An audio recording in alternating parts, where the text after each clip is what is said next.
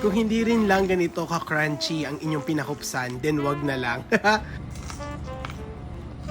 Dahil kesa kumain tayo sa labas, magluto na lang tayo ng pinakupsan. Crunchy at mabawang, taob na naman ang kaldera ng kanin. At ang secret sa super crunchy na pinakupsan is of course manipis na cut ng baboy. Pwede din naman yung mataba na cut, depende na lang talaga sa preference nyo. Para tender pa rin kahit crunchy, pakuluan muna natin yung baboy. And of course, don't forget to season with salt and pepper. Damihan nyo na, besties. Takpan muna hanggat maluto yung harap. Then kinalahati ko muna yung portion kasi napadami ata yung nilagay kong pork. Tapos intayin lang natin mawala yung tubig hanggat sa magmantika. No oil na needed na dito kasi maluluto na siya sa sarili niya mantika. Once na nagmantika na, dun nyo ilagay yung bawang. Nag-brown na yung baboy nyo, set aside nyo lang to rest. Then i-double fry natin siya to achieve yung crispy and crunchy na pinakupsan. Warning lang, besties, talagang mapitik siya. Simple lang yung recipe, no? Pero please be extra careful. Syempre, hindi dapat mawala ang gulay, so nagprito lang ako ng talong. And syempre, best paired ang pinakupsan with suka. Kahit anong suka meron kayo dyan, besties. Magdagdag lang kayo ng onion, sili, and konting asukal. And ayan na siya, meron na kayong crispy and crunchy pinakupsan. And madaming bawang para mas malinamnam. Alam niyo na, dagdagan niyo na yung saing niyo dahil mapapadami kayo for sure. Kesa lumabas, magluto na lang tayo.